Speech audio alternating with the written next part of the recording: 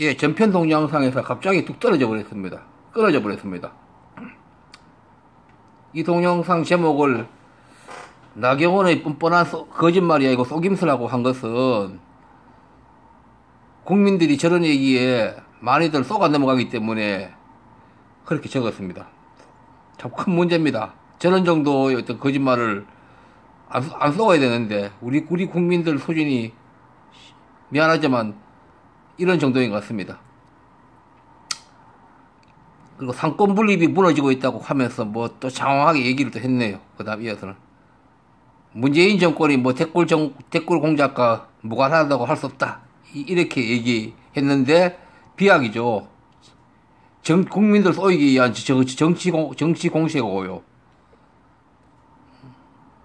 이것 가지고 유튜버나 이런 쪽 보수 유튜버들 어지간히 우려먹고 있지. 그 개놈의 새끼들.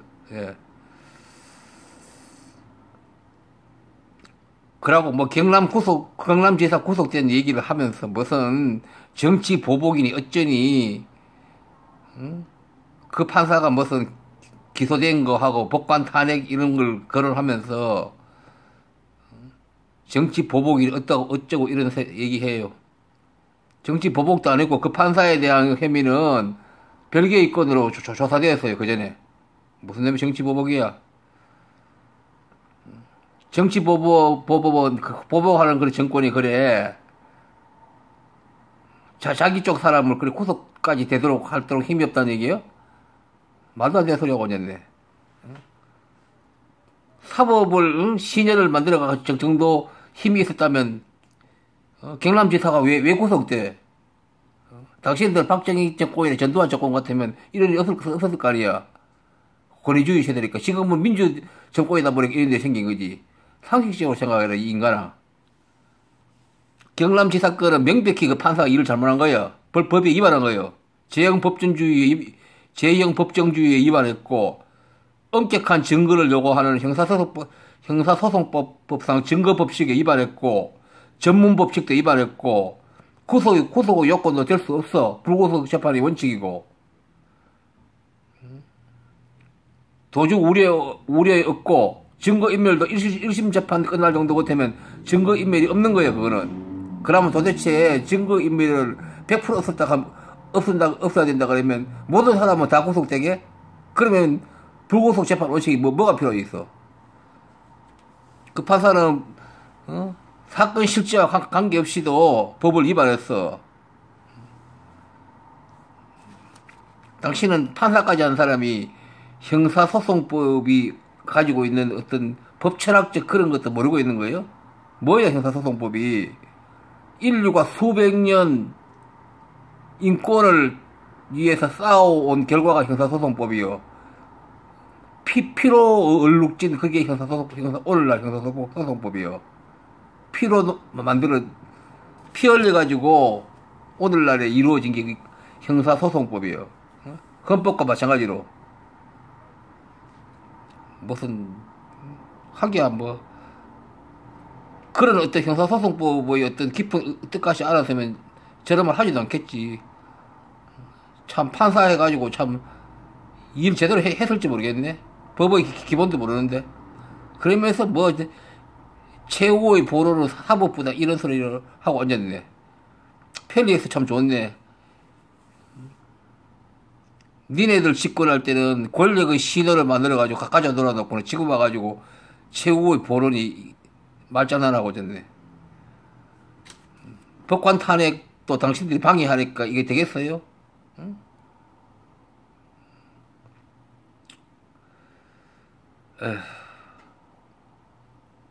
법관이라고 무슨 일반 법률에 의해서 책임지도록 만들어야 돼. 무슨 법관이라고 무슨 헌법에다가 탄핵만 허용하고 이게 어디서 오늘날 대한민국 법관들 하는 거 보니까 응?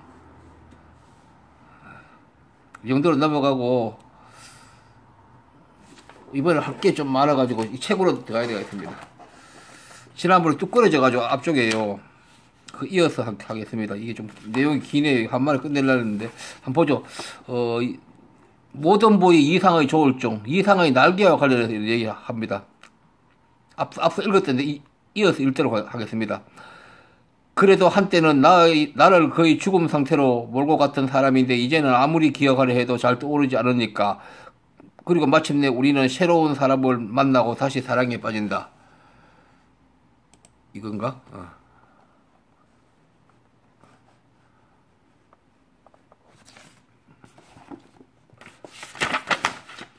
어느 날 새로이 사랑에 빠진 사람과 차를 마시다가 나는 흠칫 놀라고 만다. 창밖으로 물끄러미 바라보는 상대의 목덜미를 본 순간 첫사랑의 긴 머리를 만졌던 감촉을 마치 지금인 양 생생히 느끼기 때문이다. 그리고 이어서 첫사랑이 던진 미소 혹은 수줍은 사랑 고백이 실타래 풀린 듯이 뚜렷이 기억난다. 이때 우리는 씁쓸한 미소를 짓게 되겠지. 지금 새로 만난 사람과의 관계에서 첫사랑의 흔적이 부정적이든 긍정적이든 고스란히 반복되는 걸 짐작하기 때문이다. 이 대목에서 우리는 기억에 관한 프루스트의 생각을 떠올릴 수 있다. 잃어버린 시간을 찾아서라는 위대한 소설에서 그는 우리가 의식적으로 경험하는 자발적 기억과 자신도 모르게 경험하게 되는 비자발적 기억을 구분했다. 자발적 기억이 우리의 의지에 따라 수행되는 것이라면 비자발적 기억은 어떤 사건이나 사물 혹은 사람과 우연히 마주쳤을 때 발생하는 것이다. 완전히 잊었다고 생각했던 과거의 일이 어떤 일을 계기로 우연히 떠오를 때 바로 비자발적 기억이라 할 수 있다. 그런데 첫사랑의 감정뿐만 아니라 우리에게 트라우마를 안겨준 중요한 대상들은 자발적 기억으로 상기하기가 쉽지 않다. 아마 프로이트라면 자신의 아픈 상처를 기억하지 않으려는 것이야말로 인간의 원초적 반응이라고 했겠다. 유쾌한 것을 수용하고 불쾌한 것을 거부하는 쾌락 원리가 우리를 규정한다고 보았기 때문이다. 하지만 기억하지 않으려고 아무리 애를 써도 불쾌했던 흔적, 즉 트라우마는 마치 화상의 흔적처럼 우리에게 각인되어 있다. 그래서 중요한 것은 그야말로 우리 현재 삶을 지배하는 보이지 않는 원인으로 작용할 수 있다는 점이다. 중간에 조금 띱니다. 굳이 읽을 시간도 부족하고 해서 중간에 떼서 화폐의 가치를 절대시하는 자본주의는 누구에게나 다양한 형태로 트라우마를 남긴다. 자본주의는 우리의 본성에 저절로 맞는 것이 아니라 고통스럽게 배워야만 하는 경제 규칙이기 때문이다. 아직 돈이 귀한 줄 모르는 어린아이에게 다음 두 가지 중 하나를 선택하도록 해보라. 너무나 달콤한 행영색색의 아이스크림과 만원짜리 지폐 가운데 어린아이들은 대부분 아이스크림을 선택할 것이다. 이 때문에 아이들은 아이스크림을 사준다는 유괴범의 흉계에 쉽게 걸려드는 것인지도 모른다. 부모들은 아이들이 돈을 잃어버렸을 때 혼내주거나 아니면 대기 저금통에 저축하는 습관을 어려서부터 길러주려고 한다.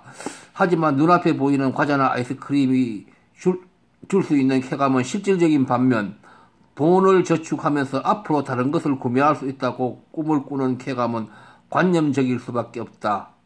어쨌든 자본주의는 인간의 본성과 아무런 상관이 없기 때문에 여러 차례의 훈육을 통해서만 우리에게 이입될 수 있다. 또 조금 건너뛰어서 우리 자신의 자본주의적 트라우마를 이해하려면 일본 식민지로 전락하면서 산업 자본주의의 세례를 받게 된 1920년대의 경성으로 되돌아가야만 한다. 잃어버린 트라우마 혹은 잃어버린 시간을 되찾기 위해서 말이다. 일본 제국주의가 지배했던 시절 우리의 삶은 과연 어떠했을까? 특히 궁금을 자아내게 하는 사람들은 서울 즉 경성의 시민이다. 개백지에 따르면 1928년 경성의 인구가 31만 5천 명이었고 34년에는 38만 2천 명이었다고 한다. 30 내지 40만 명의 경성 시민들이 나라를 빼앗긴 서름에 모두 우울한 나날을 보냈을 것일 거라고, 아니 보내야만 했으리라고 생각하기 쉽다. 아마도 오랜 민족주의적 사관의 영향이겠다. 하지만 놀랍게도 1930년대 경성의 풍경은 꼭 그렇지만은 않다. 그 상징 사건의 하나는 1937년 삼천리 잡지에 실린 탄원서이다.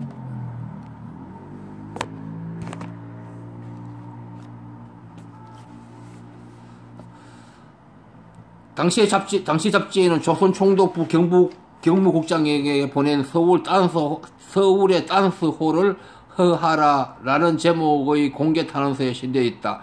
이것을 보면 일본 제국 판도 내와 아시아 문명 도시 어느 곳이든 다 있는 댄스홀이 유독 조선에만 서울에만 허락되지 아니함은 심히 통한한 일이라는 구절이 등장한다.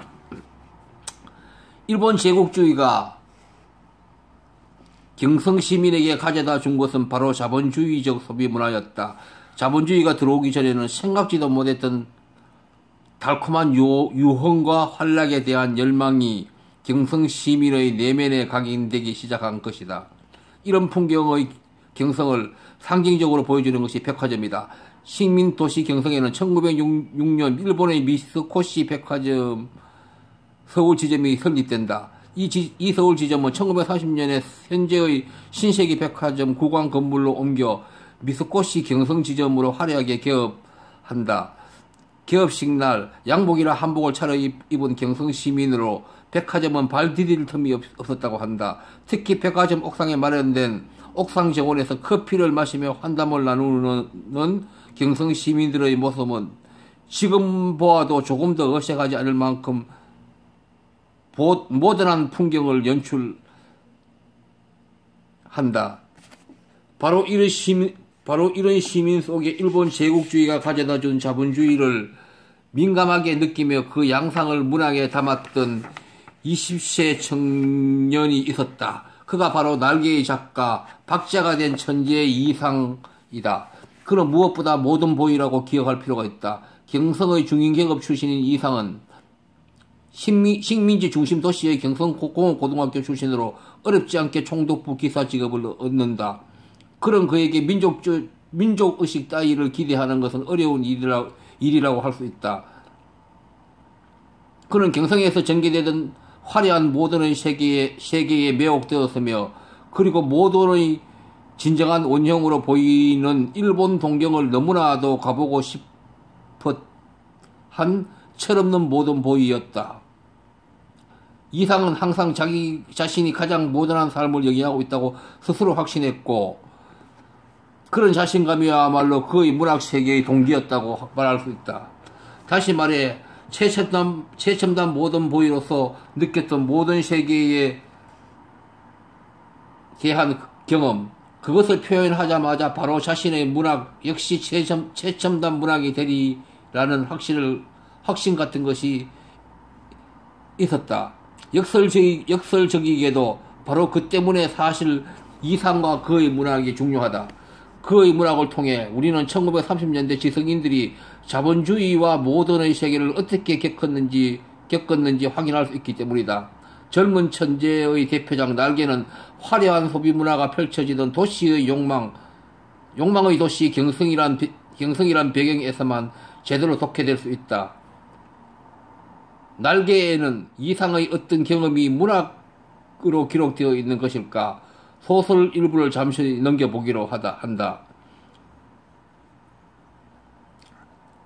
내객이 아내에게 돈을 놓고 가는 것이나 아내가 내게 돈을 놓고 가는 것이나 일종의 쾌감,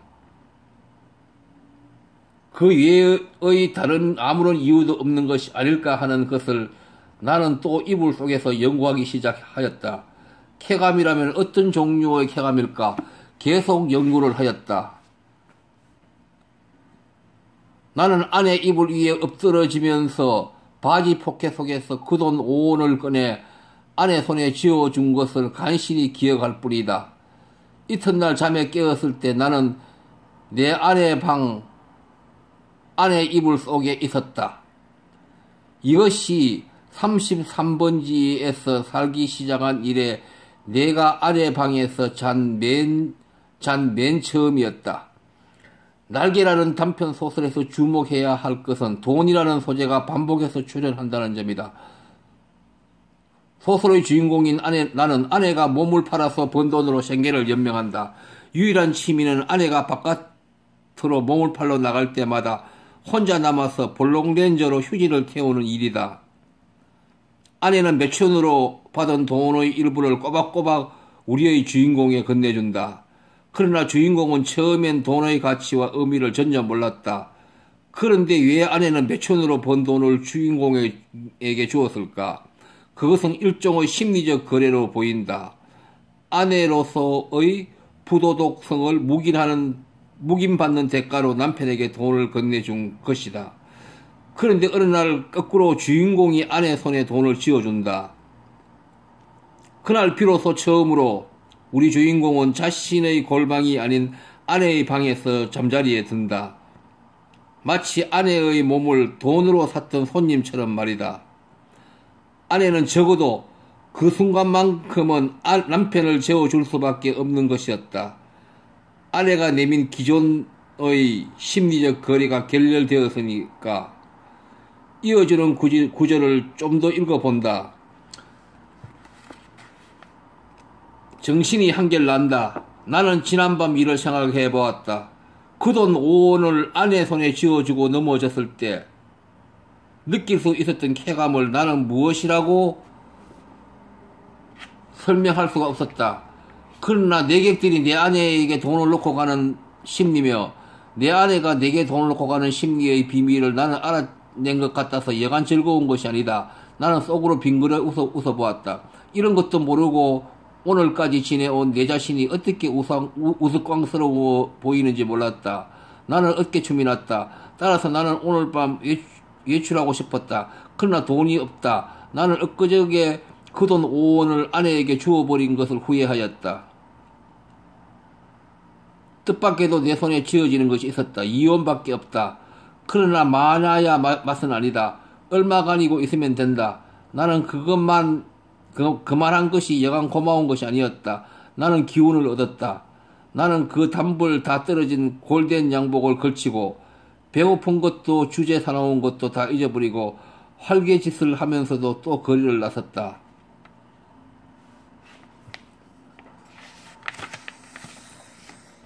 날개는 돈을 배워가는 주인공 이야기, 그러니까 일종의 성장 소설이라고 할 수 있다. 처음에 우리의 주인공은 마치 돈을 전혀 모르는 천진난만한 어린아이처럼 자본주의에 대해 미성숙한 태도를 보인다. 그러나 이제 주인공은 돈이 있을 때 활개짓이 가능함을 알 만큼 성장한다. 손님들이 아내에게 돈을 주는 심리며 아내가 자신에게 돈을 주는 심리를 알아채버린 나는 이제 도리어 지난밤 아내에게 수중의 돈을 모두 주어버린 것을 후회까지 한다. 그러나 어찌되었든 지금 이원의 돈을 손에 쥔 것은 깨닫고 다시 기분이 좋아진다. 돈이야말로 그가 활개짓할 수 있게 해주는 장본이었던 셈이다. 한편 자신과 마찬가지로 돈에 대해 알아채버린 남편이라는 존재는 몸을 파는 아내에게는 매우 부담스러운 존재일 수밖에 없다. 그래서 결국 주인공의 아내는 비를 맞아 갑자기 감기에 걸린 아내에게 아달린이라는 체면제를 아스피린이라고 속여서 먹인다. 아마도 그것이 그녀가 아내로서 아무런 끓이킴 없이 몸을 파는 유일한 방법이었을 것이다. 무척 아이러니하다. 우리 주인공 자신은 전통적인 부부 윤리 따위나 안중에도 없이 돈의 의미에 대해서 조금씩 배워가고 있는데 정작 몸을 파는 그의 아내는 오랫동안 돈을 벌면서도 여전히 전통적인 부부 윤리의 부담을 느끼니 말이다. 날개라는 소설에서 주목해야 할 점은 주인공과 그의 아내 사이에 사실 사랑과 같은 남녀 사이의 애틋한 감정이 전혀 도입되지 않는다는 점이다. 오직 돈과 상품의 교환만이 두 사람 사이에 중요한 소재로 다루어질 뿐이다. 이 때문에 유학적 사고에 기반을 둔 기존 부부 윤리도 마치 돈으로 살 수 있는 일종의 상품처럼 다루어질 수 있었다. 날개를 썼던 이상의 독특함은 바로 여기에 있지 않을까. 그는 우리 사회에서 본격적으로 도래한 자본주의의 핵심을 돈의 논리를 통해 찾는데 최초로 성공했던 작가이다. 날개의 주인공은 이상이 돈을 어떻게 이해하는지 잘 보여준다. 그는 돈이란 인간에게 날개를 단 것처럼 활개를 치도록 만드는 신비한 마력을 지녔음을 간파했다. 자본주의의 핵심에 놓인 돈의 논리를 좀 더 깊이 이해하자면 이상의 소설에서 멈출 수는 없다. 아직 도노의 논리를 이론적으로 명료하게 포착하지는 못했기 때문이다. 마르크스 이후 가장 철저하게 도노의 논리를 성찰했던 게오르그 진멜의 사유를 다음 장에서 의미하는 것은 바로 이런 이유 때문이다. 여기까지 하겠습니다. 이게 이상에 대해서는 조금 얘기를 해야 되는데 시간이 지금 이 동영상 보통 찍는 시간이 지금 꽉 차버려가 더 이상 못하겠네. 단지 이제 이상이 좀 더 오래 살았으면 이 날개의 같은 소설은 조금 장편, 중편으로 했으면 조금 더 훨씬 훌륭한 소설이 되었을 수 있지 않을까 이런 생각이 들고 어쨌든 이상이 어떤 자본주의적인 어떤 문화 현상 이런 것들을 일찍 간파했다는 것은 그만큼 천재적인 어떤 기질이 있었다는 얘기 같고요. 어쨌든 뭐 이 날개를 읽어보면 굉장히 소설이 어떤 모던한 그런 게 있긴 있는데 조금 더 이상이 오래 살았으면 이런 소설은 좀 더 완성도를 높일 수 있었지 않을까 하는 아쉬움도 한편으로 남고 그렇습니다. 소설 자체의 어떤 발상은 굉장히 그 당시로서는 훌륭하고 이런데 그러니까 뭐 소설이 잘못되었다는 게 아니고 이상이 조금 더 오래 살았으면 너무 일찍 갔기 때문에 이 소설을 한 번 더 손을 대서 조금 더 완성도를 높일 수 있는 능력이 충분히 있다고 봐야 되니까 그런 아쉬움이 좀 남더라고요. 여기 보니까 읽어보면요. 하여튼 이상이라는 우리 문학사의 그런 훌륭한 작가의 작품인데 일찍 세상을 떠나서 후세 입장에서는 좀 많이 아쉽고 그런 사람이죠. 훌륭한 소설가인데 서양 소설 같은 게, 제가 문학을 깊이 모르지만도, 이렇게 이상같이 이렇게 천재적인 기질이 있는 사람, 일부 중에서는 조금 더 이상보다 훨씬 오래 살아서 그런지 완성도가 있는 것들이 있었다는 그게 있으니까, 그걸 비교하자니까, 그래, 아쉬움이 남는다, 이런 얘기죠. 이상도 충분히 그런 사람들 같이 완성도가 높은 소설을 더 쓸 수가 있는 능력이 충분히 있다고 봐야 되는데 너무 일찍 세상을 떠나버려가지고 그런 아쉬움이 남습니다. 예, 좀 요거는 좀 아쉽네요. 이상 부분 관련해서 뭐 제 개인적인 견해를 어떤 현대인의 어떤 심리나 또 지금 문학 우리가 하는 건 아니지만 문학적인 어떤 소설적인 어떤 그러니까 삶과 관련해서 소설적으로 형상화된 이런 것들을 조금 더 그냥 사적인 어떤 생각이라든지 느낌을 더 좀 할 수 있었으면 좋겠는데 시간이 없어서 아쉽네요. 예, 여기서 일단은 요 편을 끝내겠습니다.